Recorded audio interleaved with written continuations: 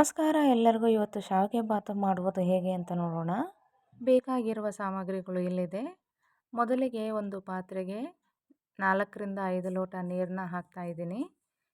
ಇದಕ್ಕೆ 1 table spoon ಎಣ್ಣೆ, 1 table spoon ಉಪ್ಪು ಹಾಕ್ತಾ ಇದ್ದೀನಿ. ಎಣ್ಣೆ ಹಾಕೋದ್ರಿಂದ ಶಾವಿಗೆ ಅಂಟುಕೊಳ್ಳೋದಿಲ್ಲ, ಉದುರಾಗೆ ಇರುತ್ತೆ. ಈಗ ಇದನ್ನು ಕುದಿಲಿಕ್ಕೆ ಬಿಡೋಣ. ಇದು ಕುದ್ದಾದ ನಂತರ ಇದಕ್ಕೆ ಶಾವಿಗೆನ ಹಾಕಬೇಕು. ನಾನು ಅನಿಲ್ ಶಾವಿಗೆ ತೊಗೊಂಡಿದ್ದೀನಿ, ಇದನ್ನು ಹುರಿದಿಲ್ಲ ನಾನು. ಈಗ ಇದನ್ನು ಕೆದಕಬೇಕು. ಒಂದು 5 ನಿಮಿಷ ಇದನ್ನು ಕುದಿಯಲು ಬಿಡಬೇಕು. ಇದು ಕುದ್ದ ನಂತರ ಈಗ ನೋಡಿ ಇದು ಬೆಂದಿದೆ. ಈಗ ಇದು ಆಗಿದೆ ಅನ್ನೋದಕ್ಕೆ ಒಂದು ಶಾವಿಗೆ ಎಳೆನ ತಗೊಳ್ಳಿ, ಸೌಟ್ನಲ್ಲಿ ಕೈಯಿಂದ ಹೀಗೆ ಅಂತ ಅಂದರೆ ನೋಡಿ ಈಗ ಇದು ಬೆಂದಿದೆ ಅಂತ ಅರ್ಥ. ಇದನ್ನು ಈಗ ಒಂದು ಪಾತ್ರೆಗೆ ನಾವು ಸೋಸ್ಕೋಬೇಕು.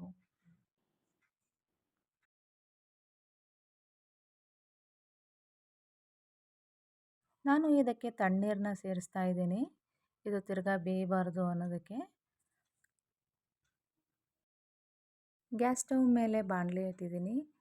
ಈಗ 3 ರಿಂದ 4 ಸ್ಪೂನು ಎಣ್ಣೆ ಹಾಕ್ತಾ ಇದ್ದೀನಿ. ಕಾದ ನಂತರ ಸಾಸಿವೆ 1 ಟೇಬಲ್ ಸ್ಪೂನ್ ಹಾಕಿದ್ದೀನಿ.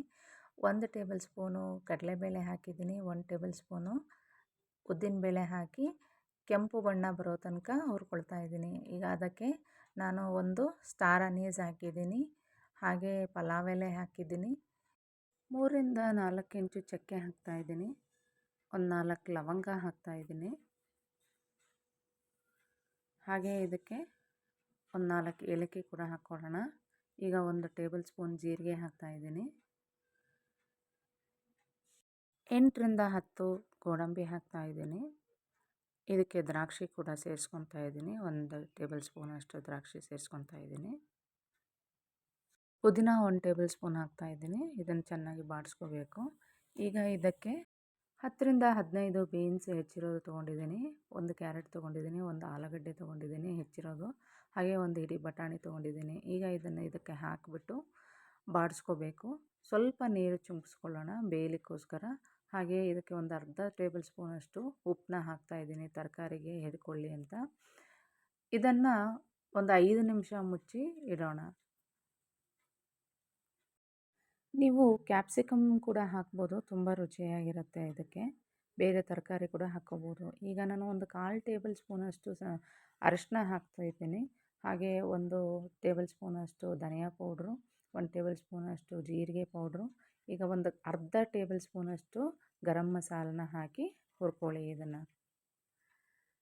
ಇದಕ್ಕೆ ಸ್ವಲ್ಪ ನೀರು ಚಿಮುಕಿಸಿ ಸ್ವಲ್ಪ ಹುರ್ಕೊಳ್ಳಿ. ಅದಾದ ನಂತರ ಆಲ್ರೆಡಿ ನಾವು ಇದಕ್ಕೆ ಉಪ್ಪು ಹಾಕಿದ್ವಿ. ಈಗ ಸ್ವಲ್ಪ ರುಚಿಗೆ ತಕ್ಕಷ್ಟು ಉಪ್ಪು ಹಾಕೋಣ. ಹಾಗೆ ಒಂದು ಅರ್ಧ ಟೇಬಲ್ ಸ್ಪೂನಷ್ಟು ಸಕ್ಕರೆ ಕೂಡ ಹಾಕ್ತಾ ಇದ್ದೀನಿ ನಾನು ಇದಕ್ಕೆ.